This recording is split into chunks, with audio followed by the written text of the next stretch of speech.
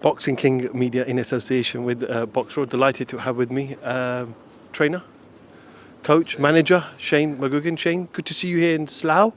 How are you? Good, thanks. Yeah, I'm looking forward to it. It's Adam's 21st birthday party. He was in the gym this morning, so we put him through a hard session, give him some birthday beats. But yeah, looking forward to celebrating with him. I remember when you initially came. I think it was the same venue for his contract signing, and you'd overeaten. So are you gonna relax tonight, or are you gonna go all out? I haven't had much food today, so I think I'm going to go and enjoy myself. They always put a good spread on, so I'm looking forward to it. My dad, on the other hand, he's starving. He keeps saying, "When's the food going to be going?" I said, "Adam's he's always late. He's fashionably late, as they would say. So hold your horses." You've always said from day dot that this kid is special, and he's one of the best fighters that you've ever trained, naturally talented. He's had a few injuries, obviously, over the last couple of months, which have kept him out.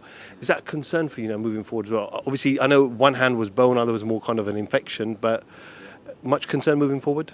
No, not really. I mean, like he boxed the guy against Santos Reyes, and 10 rounds. He had a bit of swelling, but there was nothing. There was no injuries on after that fight. It was just with Ramadan being so close, we couldn't get a date, and then obviously set our sights on the last one, which came down to having to be pulled out with an infection. Which, I mean, out of all my time working in boxing, I've never had a guy get an infection in the hand, but where he damaged his hand, like the swelling was there. There was a crack in the swelling, and obviously, he put this little thing to sort of called new skin to sort of close it up, but he had it on for too long, it created heat, and then next thing you know, it's infected, and we tried our best to get the antibiotics. But look, hand's fine now, and he's in good spirits. He's working with Josh Pritchard and Ben Carraway to make sure his body's in fantastic condition. He's not getting no injuries, and he's punching away. He's done 5 sessions this week on pads and stuff, so we'll start sparring next week. In terms of level of opposition now, because he's been out for 6 months or so now, are you going to just phase him back in? I know there was a kind of he's going to be boxing the same guy, because we're looking to get a European ranking, and also just it's a good step up. I think the guy's only lost once, and as a headline on Sky Sports, they obviously want a decent standard of fighter and a test, and I think he's more than capable of knocking this guy out and beating him. It's just a manner of victory, really. The guy's got beaten on points, so he's never been stopped, and he beat Timo Schwartz in his 2 fights ago or something, so, and dropped him a few times. So he's a decent fighter, and it's kind of going to show us as a team the level that Adam's at, and then we can gauge our next few moves. But I think stylistically he's well schooled, but I just think with Adam's pop and his reflexes, I think he'll walk him onto something. Are you concerned about the pressure of him just constantly main eventing his own show now? I know there were talks about him jumping on maybe the Eubank Smith undercard, but it seems like Sky and Boxer really want to push him. But from your perspective, sometimes is it good not to be the main event and just go on the undercard on a big fight? Yeah, I mean, a chief support is always a great slot. It's just for Sky Sports and Boxer, like, they want to push him as a headline, and I understand that. And I think you've got the likes of, if you really want to push a star, make a star. If you think about when Ricky Hatton was boxing for the WBU, it was like he had 19 world title defences with the WBU. Obviously, it wasn't a very established belt, but he was headlining all the time. And when he actually did start getting his opportunities, he took like 25,000 people across to Vegas. His support was unreal. So, working on Sky Sports, being on that platform, headlining regularly, boxing regularly, putting yourself in a position to be seen a lot by great eyeballs, and I think that's the plan for us. Like it's about keeping him busy, keeping him active, and getting him to be pushed as a headline, because a lot of those pay-per-view events, i.e., Eubank versus Liam Smith, like, a lot of people won't sit and watch the whole show. They'll wait for the main one because they'll be intrigued about that. And a lot of the undercard fights, even chief support, can go unwatched. And if you look at the viewing figures, because people are having to pay for it, there's less. So we want as many eyeballs on him to be seen. Just moving away from Adam, just confirm or deny. It looks like it's a rematch is on. Has Lawrence activated the rematch? And also, too, did you ever think that he might not and just move up to heavyweight?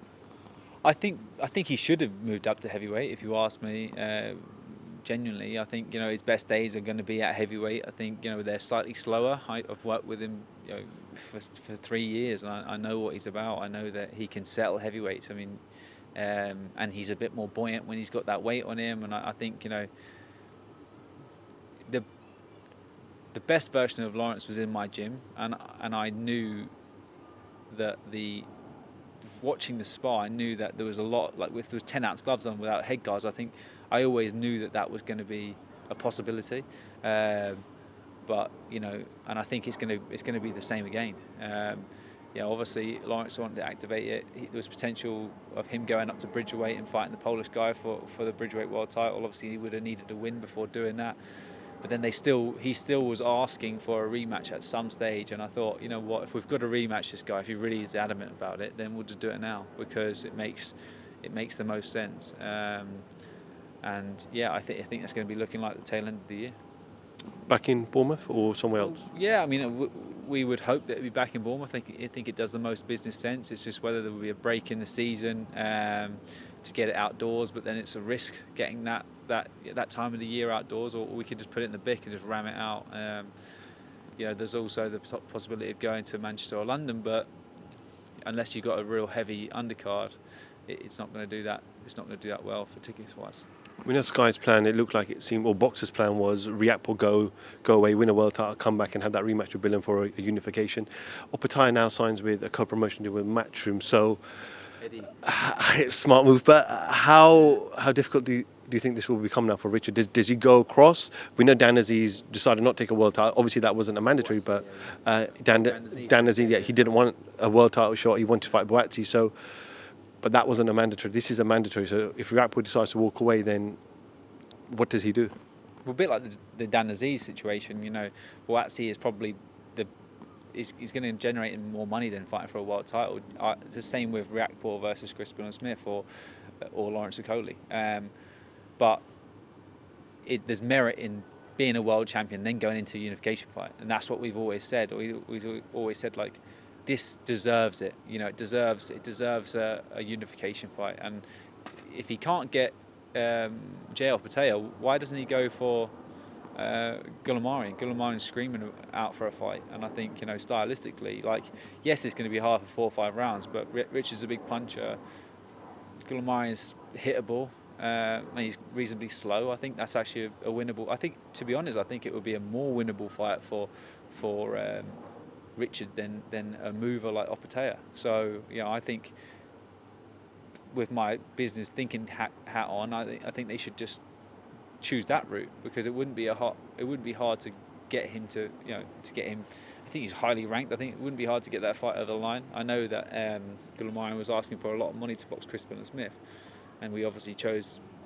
It made more sense to box Lawrence Okolie, because there was more business in it. But with with the Goulamirian fight, I think that's a more than capable winnable fight for Richard Riap. I think he should do that, and we'll rematch, and then hopefully we can get that further down the line. Shane, the boxing community, Twitter, were baffled when we heard that Daniel Dubois had parted ways with yourself. Obviously, Karan remains in the gym. Might be sensitive, so I do apologise, but are you able to comment on the split and why that happened? No, I mean, like, I don't. It's not really my place. Caroline and I have got a fantastic working relationship, and I had a good working relationship with Daniel. There was no fallout there at all. It was a family issue, and that was it really. I mean, I chose to stick to my guns and do the right thing, and I think I've done it. And I think in time, like, they'll be able to say their piece, and it's just leave up to them to discuss that, really. The kind of cliche quote in boxing, styles make fights. Does Daniel Dubois, is it a harder fight for Usyk than Anthony Joshua? It's a more rugged fight. I think it's a more raw. I think he's a one-punch power. I think he's a harder puncher. I think he's more fearless, but more hittable, and not as technically sound. and not boxed anywhere near that level. So, puncher's chance, 100% he's got a puncher's chance. He's dangerous as hell for the first 4 or 5 rounds. Once Usyk starts getting his rhythm, if he hasn't been caught in the first 3 or 4 rounds, then it's definitely going to go and be favoured by an Usyk win. But I think you cannot write that man off. Like he genuinely, I've never seen people get knocked out like the way he knocks people out. He's a phenomenal puncher, but you have to land. That's the thing. You have to be able to settle someone down. You have to feint. You have to track him. You have to land and time them. And Usyk's, he's had 300 and something amateur fights. He's had all these pro fights. He's boxed someone like Gassayev, who's a beast, unbelievable punching power if you stand static with him. But he didn't. He switched him completely off. And I think if he can adopt that style as he did with AJ as well, and have that moving style, not let Dan set his feet, I think it will be a one-sided fight. But there's also that puncher's chance 100%. George Groves has gone on record to say many times, I wish I met Shane McGuigan earlier so he could have become a better fighter a lot earlier.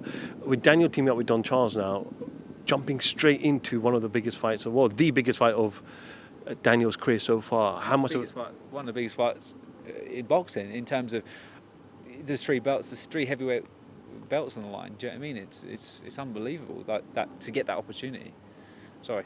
How tough is it for Don Charles to kind of implement what he wants Daniel to do in that fight and cannot forget what you taught him, but improve things for Daniel and make sure he's in best possible condition? Well, I think we myself and Daniel we were working well together. I think it was taking time. We were getting a lot of success in the gym. It was just transferring that into fights. Because he didn't have a lot of time to showcase it because he was knocked out Bogdan Dinu in 2 rounds and then went out to America, did that in 1 round, and it's like Trevor Bryant wasn't up to much, knocked him out, and and then obviously he got hit with a shot that he wasn't expecting against Kevin Lorena, and maybe underestimated him, but managed to turn it around and get the knockout. So, but in the gym we were getting a lot of success and progression, and I think, look, Don's a very good friend of mine. I don't have many people that I'm friendly with as trainers in the sport, and I think Don's also gone on record to say the same thing. He was graceful. He rang me and said, "Look, Shane," and I knew straight away when he rang me. I said, "Look, Don, like I know Dan and I we've separated. We're not working together." So, "Oh, good, thank you. I'm glad that you've at least he's not doing this behind your back." I said, "No, it is the way it is." I said, "I'm glad he's going that way because Daniel needs an arm around him at times. He needs a mentor, not necessarily a boxing coach all of the time. He needs that, but he also needs someone that's a father figure and someone that's going to guide him in life. Not just he didn't go to school, so he's just been boxing his whole life. He's gone to the gym. He's going back home. It's like he needs someone like Don, and I think that's they're thrown in the deep end, but I think if he rebuilds, if he wins, it's massive. But if he doesn't, I think he should continue to rebuild with Don Charles because Don's a good guy. I just want to read you a quote and just want to get your opinion on this. Rob McCracken's a really good coach. The only thing I'd say is look at Carl Froch's nose. He just didn't teach me defense. Rob was too committed to the Olympic team, not pros. I gave Rob my best years, and now I've got to dig deep to get them back. I think a lot of people weren't surprised with him coming at Froch because Froch has said a lot of things to him in the past, but a lot of people were surprised, especially social media, when he made those remarks about Rob McCracken. We're talking about mentors with Don Charles. I think Rob McCracken is a mentor. He's someone that, Carl Froch didn't really learn how to box through Rob McCracken. He learned how to overcome training camps. He learned how to overcome bad days in the gym. And so many people, I call it happy pads. There's so many people that want to do the pads and they want to do this, hold this out, and slip, and do. And really, it's like that's not. I'm kind of seen as a good pad man, but that's not what makes me a good coach. What makes me a good coach is knowing how to get guys with 2-3 weeks to go and they're down in the dumps and they're not sparring well to get over the line and to convince them that they're good enough. You know what I mean? And I think a prime example is with Josh Taylor. Like, he never peaked until 2 weeks or 3 weeks before, but we get in his psyche. He had the respect of Dad that was a Hall of Famer and world champion, and he listened. And like with myself being there and training fighters before, there was a good dynamics there. and obviously he's found it hard to find that again. You know, he's gone to certain people that don't know him and that don't know what it really means to Josh Taylor, how to get him to being an elite fighter and getting him to believe that. And I think someone like Carl Froch he achieved so much as a fighter, but you look at his style and say, okay, like he's not slick, you know, he's a decent puncher, fantastic chin, but certain attributes was work rate, being able to turn the script when he was down, like against Jermaine Taylor, he was down in the cards and he turned the script, and like that's that dynamic duo that goes on between Rob McCracken and Carl Froch, and you find it. I had it with Carl Froch, I had it with Josh Taylor, I have it with Chris Billum-Smith. I'll learn to have it with Adam Azim and Caroline Dubois and Ellie Scottney and all these fighters. You just get it, and if you have enough time, you get that. And it's not about the fancy footwork and happy pads and stuff like that, because really, if you've got a solid fighter that closes the gap, look at David Avanesian versus Josh Kelly. Once they close the gap, you're in a hard fight, and it's like knowing that you're able to overcome that and believe, and if your training camp structured properly, then you win. If it's not structured properly and you're calling the shots and and you're taking responsibility for training sessions, it's like you're in a bad place. And I think Anthony Joshua, I think personally, this back and forth jibes between like Anthony Joshua and Carl Froch, and Carl Froch is obviously still very friendly with Rob McCracken, and like it would almost be people like me and George Grove, someone taking a dig at me. George would take offence to that because we're still really close, But I just think Anthony Joshua was calling the shots, and I think he lost the respect for Rob McCracken, and that's all it was. Like, he's a good coach. He's trained many, he's trained world champions in the past. I'm sure he'll train world champions in the future. It's just you need to have that respect between fighter and trainer, and once that's gone, and once people start questioning it, it's a waste. It's the relationship's gone. So just move on. Fire a couple of quick ones, so I don't want you to miss the starters. Appetite for Fury and Ngannou? Can you understand it though? Can we understand it? Business-wise, I can understand it. Yeah, I mean, it's disappointing. I think a lot of people said, look, there's 15 people in the world ranking WC, like they'll be sitting there waiting for a decade to get that shot. But it's disappointing that Tyson Fury picks and chooses what he wants to do, and it's disappointing that the governing bodies sit there and let him do it. But you also have to understand that the governing bodies are paid by the sanctioning fees, what he generates, and him versus Ngannou is just huge business. You got the UFC fans, you got boxing fans, and they're going to hate each other like they did with Conor McGregor and Floyd Mayweather, and they're going to genuinely believe that their fight is going to win and the boxer's going to prevail because it's in boxing. If it was in MMA, he'd prevail. It's just the way it is. But I understand the business. I'll tune in. I'll watch it. I'll probably pay for it.